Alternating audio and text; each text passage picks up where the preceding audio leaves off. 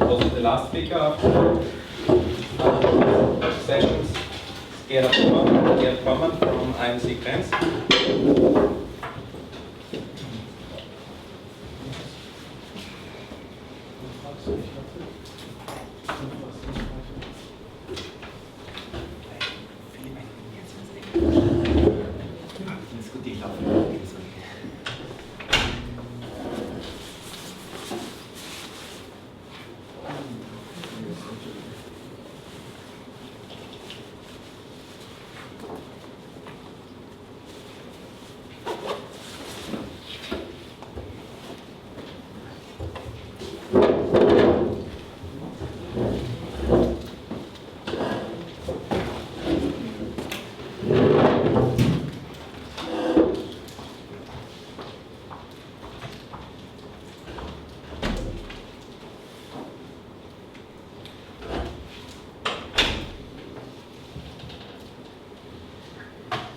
Good afternoon. Thank you for having me here. And the first message is the time is over.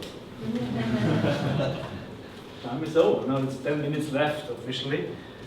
Well, why I'm here today, I think one reason is that Thomas and me and many more from the research community are now starting a quite interesting research project which is not limited to research, but which is addressing business purposes, research purposes, and as we learned in the first presentation, there will be a lot of service providers, there will be a lot of consultancy tasks to do in order to manage the digital transformation. It's also for the community of Internet of Things, but also maybe it might be some interesting stake in it when it comes to expertise, outside expertise from researchers or from consultants. What we are addressing is, we call the initiative and the method. There's on the one hand it's a project, on the other hand it's a method. Enterprise 4.0. There's a clear link to Industry 4.0. We also have Swedish research partners on board. They have some clue about the term as they do a lot of business with German companies, but actually there's many more, let's say, terminology around here, around Germany and Austria. And our focus is on digital transformation. And this is a term which also a little bit comes up and pops up somewhere, sometime. I think is it here or is it already on going a signal that the topic turns from technology into how to transform a company or a business case into the era of so-called Industry 4.0. So the transformation process is becoming, I think, very, very important in the next phase of our whatever is life cycle. And the key idea is that in our project, of course, there is the technology stake, and we heard a lot about great solutions which are already available.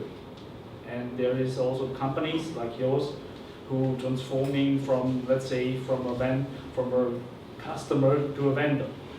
Yeah? So there's a lot of such now very dynamic processes going on. And we talk about business. And one key partner is head of Professor Daudes. He's head of the department here. I think he's very much linked also to this conference.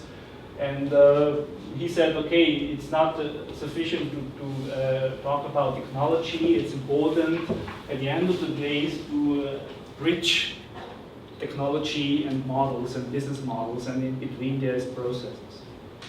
So what we call it Enterprise 4.0 as a message, that there is several industries out there, all of them are transforming to some extent. Today I am invited for the Parliament session of discussing digital transformation. As I attended here, I was very happy for my decision, because it was very interesting to be here this afternoon, because I think the change will happen here. It's about the companies, it's about the community, it's about the researchers. This is where the change is going on. And well, what is the message behind? It's a model. Based on that, we said, okay, it's about digital transformation beyond technology. Beyond doesn't mean without. And this is the big issue at the moment. We've got many business researchers, we've got many technologists, we've got many experts from different angles, and they try to, let's say, simplify their field of research, meaning to block out the other perspective, not intentionally to make them irrelevant, but it's easier to have a clear scope on your own research. I think it was very much your project definition is that you also try to link by this ML status to link it to business purpose, to business content. And this is a very challenging task. This is an interface which is very highly challenging. And that's why I'm happy first to have really good partners on board. There is the Technical University, Professor Bleicher, I think there's a link, so he's on board, and meaning that he is one stakeholder. There is another stakeholder from other universities. It's my university, there's also other experts on it. There's a Swedish university on board. And this is not a closed job. So I see here there are some representatives from universities and University of Applied Sciences. So if you're interested if you want to know more about it, feel free to contact me or us. And there is, of course, more places and more experts needed for our challenge. What we try to angle here is that it's beyond technology, but it's clearly based on technology.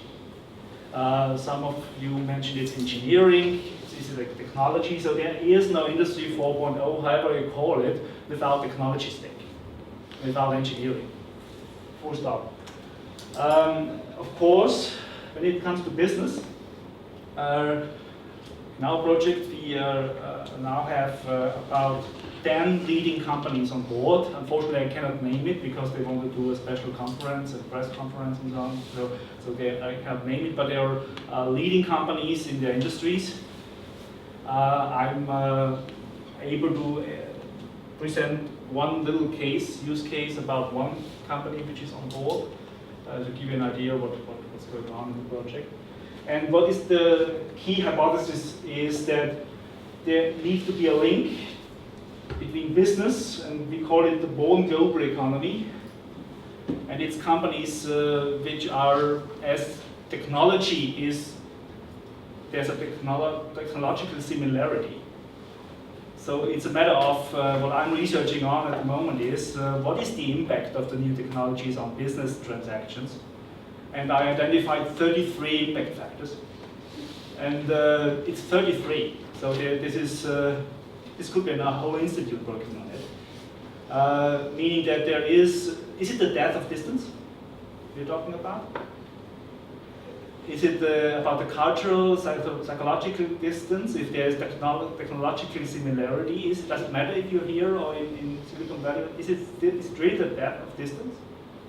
Or is it the death of psychic distance, meaning that you try to grow at home, go to your neighbors, you know them a little bit better, then you go on to Asia, then you move on, you know all these ideas of the ways how you internationalize your business.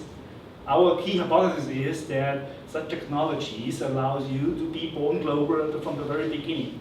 And if you look at your business model, you talked about should you expand to other branches and businesses. Another, maybe the question which is even more relevant is should you limit yourself to Europe or to Austria? Do you have time to waste time in Austria to learn something about Austria? If the whole globe is going on. Same question to microtronics. It's a big advantage, but I know also about a lot of many companies saying, okay, maybe you waste your time here because the real big opportunities are global. But there is a big gap between.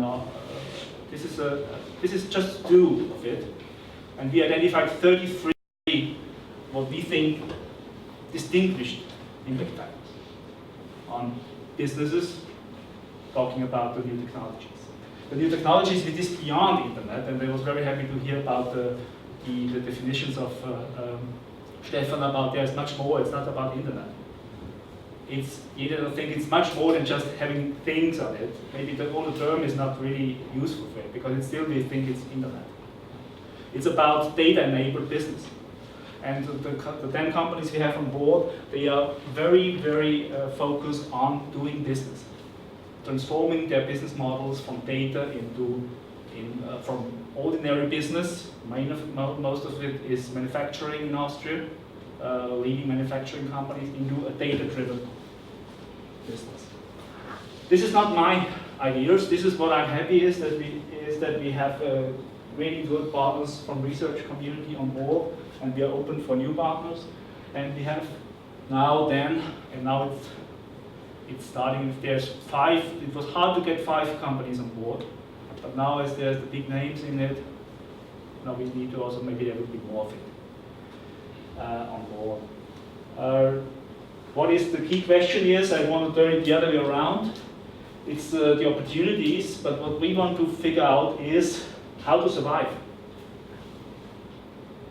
Because there's a lot of new businesses out there, new startups. They have the new ideas for the new trends. But there's a lot of existing companies, established companies. They need to go from analog business models to digital business models. And this is much more than just implementing some new ICT communication tools there. Yeah? And what we tried to find out, and this was really a first task, is to, I was very happy to your perspective when I listened to your presentation so far, was still very much from technology turned into business and turned into business value, and this is still, I want to repeat it, this is still key. The companies we're talking with, they have a totally different umbrella. They see topics like new business, new emerging businesses. Internationalization is a big issue, as all of them, all of the huge companies in Austria, and this is true also for Germany, they earn their buck globally. So Industry 4.0 is a matter of doing global business. Sales, delivery processes, digital sourcing, logistics, digital entrepreneurship, big issue at the moment. There is a lot of management training out there. There is just, I don't know if there is any good training about digital leadership. Maybe it's an emerging topic. There's no hands on it, but there's something to do. And what I'm happy with is it's not just an idea of us, of researchers' point of view, is that companies working on use cases on different angles. So I've got here one use case from this company, and it's about production and business processes. But they have, I think, this company's got 4 use cases now they're working on. So it's just one use case out of 4 from this angle here. So you see the roadmap of the companies is very huge. And also what our idea of our project is to start a sort of use case engine. In order to make these companies to start to collaborate. We had a talk before break, and you said, okay, you also got a lot of experience from your platform talking to companies. Once it's getting interesting to talk about, and to talk about really interesting things, they got shy. Collaboration, there is no huge tradition here in this country. I don't know about international. It's about, look and feel, but once it's getting interesting, it's a close job. It's, keep it, hide it, yeah? We've got hidden champions, yeah? We are proud of those. Yeah? Hidden champions. The point is, this is a big issue for researchers because the access to the field is really limited. And this is what we want to open up here, because there is a sort of, now researchers and companies do have access to information normally they do not have, and they receive information in a structured way. And so what I now want to talk a little bit about a very tiny little case. Because what I think where it starts is the next step, the very little next step. If your interface examples were, this is the future, yes? It will be even a little bit different, I think, as we think it's going to happen. But where the companies are starting is the next interface. the next automation? Is it logistics? Is it any object? It's the next step forward. And there are some bright ideas about it. Just to give you, this is really, I love this example as it is a very, very grounded and down-to-earth example. And once you start to think about it, you see that all the story, the whole story of Internet of Things is in it. Okay.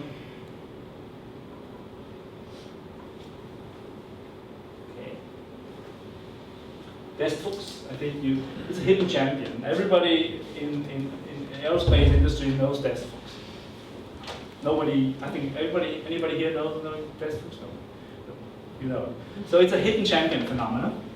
So in their niches, they are well known and they are market leader, number one, number two on global aerospace industries when it comes to test equipment and to develop testing equipment for Boeing, Airbus. So it's a huge customers.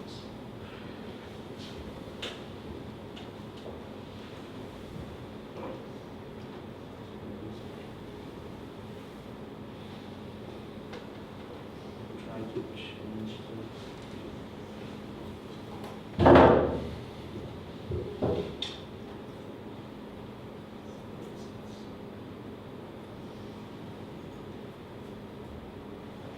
Not much better, sorry. It's global, 95% export.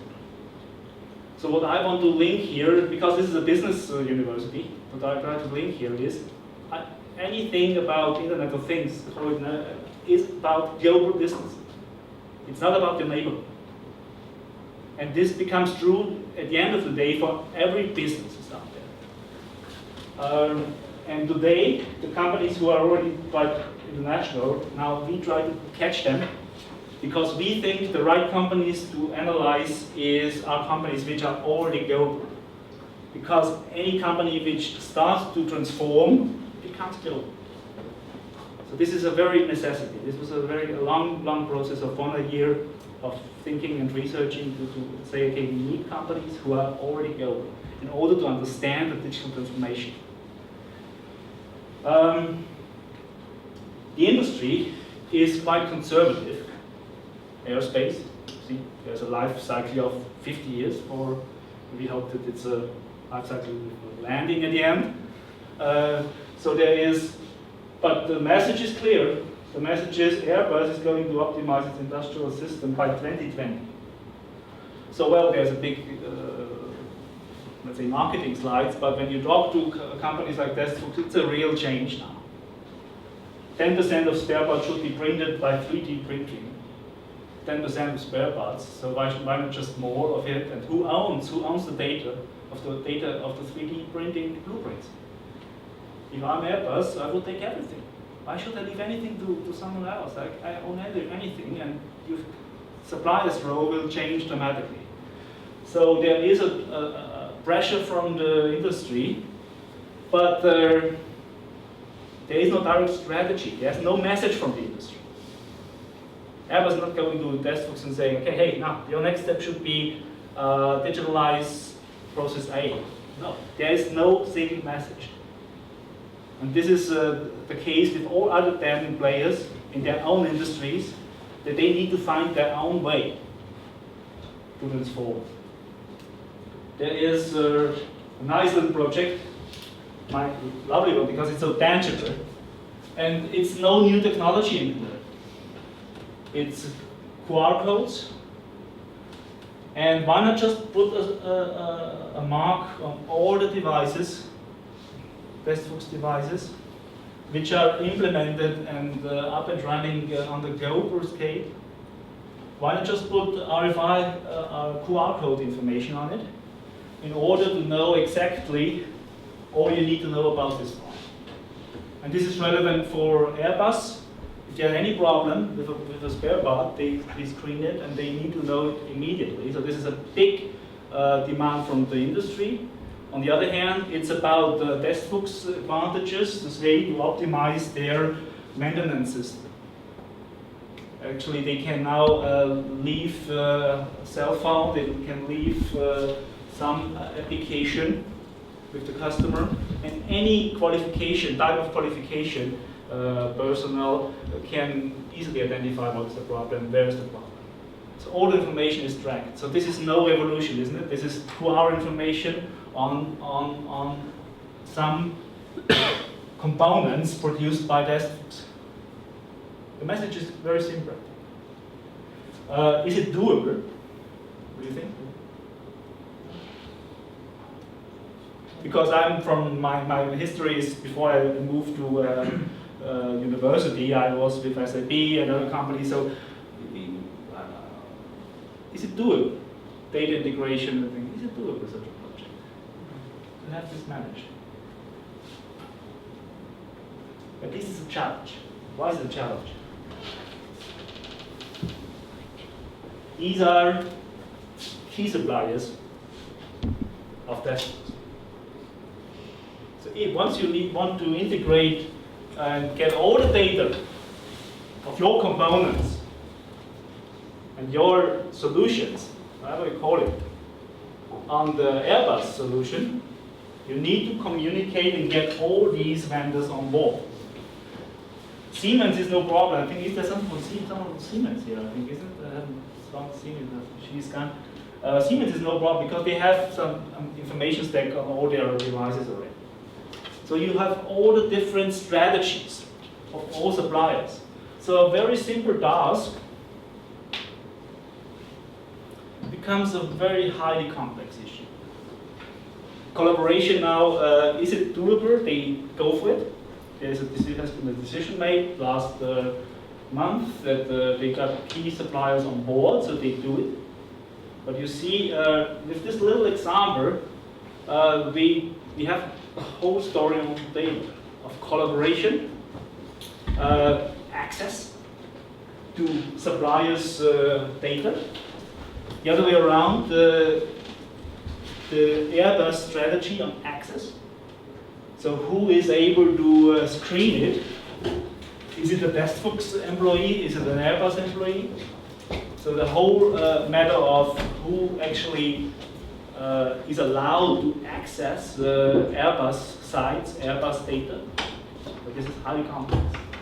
This is the whole collaboration stuff.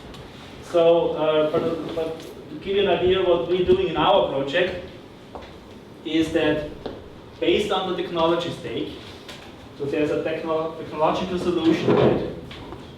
So there is experts. In this example, I think it's a University of Applied Science on board, and in future there will be maybe some experts from technical university on board to find a solution for the technical stake.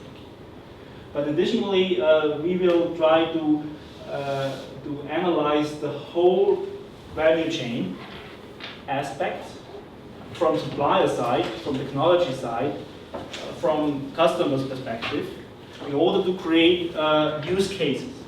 Use cases which are then beyond pure technology application, and which allows all the existing projects out there, which are now highly qualified in order to provide a technical solution, to link it to business aspects.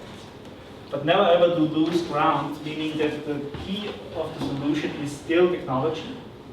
But with all the experts on board, we try to define, and this is the method I mentioned. The method we implement is ensuring us to document and to explain the technological perspective. What are the issues, the technology point? The business perspectives. What are the issues on making it from invention to innovation? We know this term.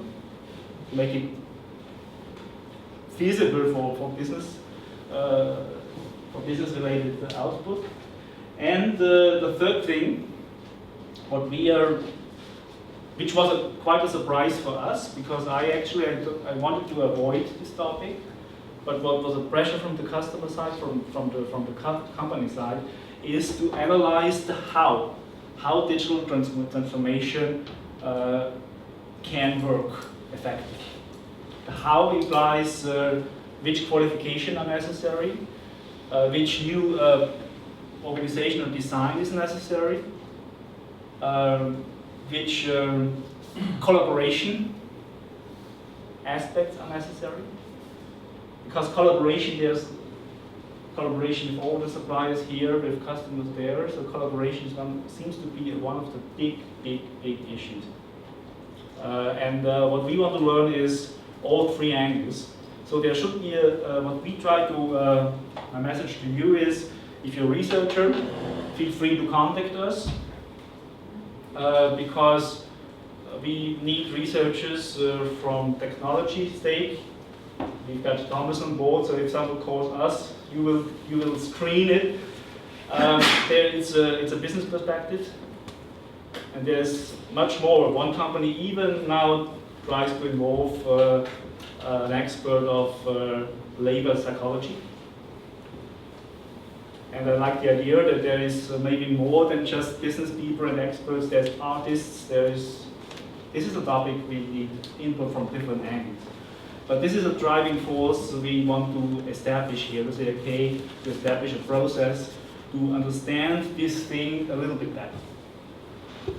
There's a message for researchers here. If there's experts who wants to participate, if there's companies who have customers which might be interested in being involved here, this of course could be a very good, let's say, platform for you as a technology provider to have a very feasible platform here to show you a solution, because every company puts in one solution and one use case and receives out many use cases. So this is the message here. Of course, it's me between you and your evening event. So thank you very much. If there are any questions, let me know.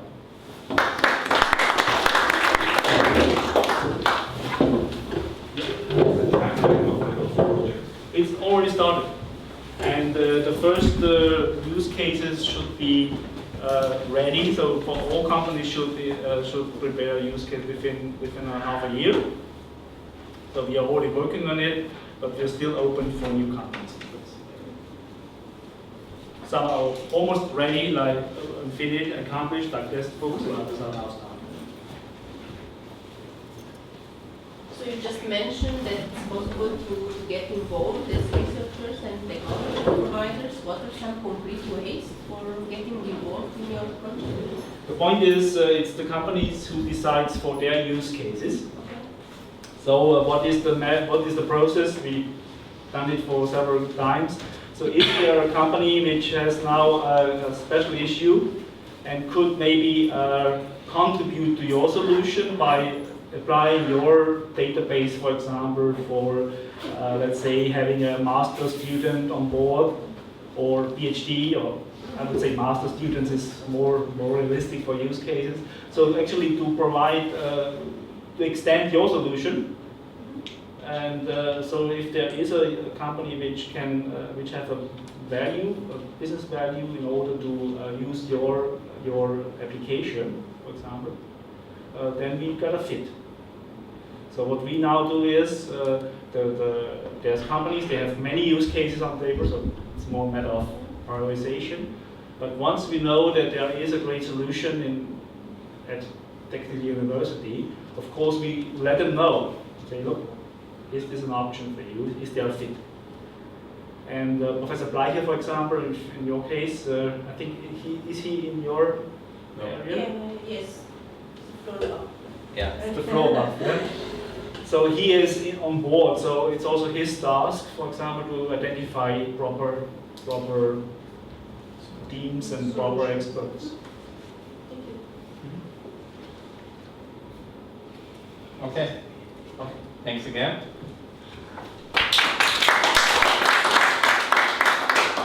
Yeah, and sorry again for the delay, but when making up the agenda, I already thought that 2 hours for all of this might be optimistic, call it like this. So thanks for all of you who stayed until the bit end, not too bitter, hopefully, thanks to Gerhard.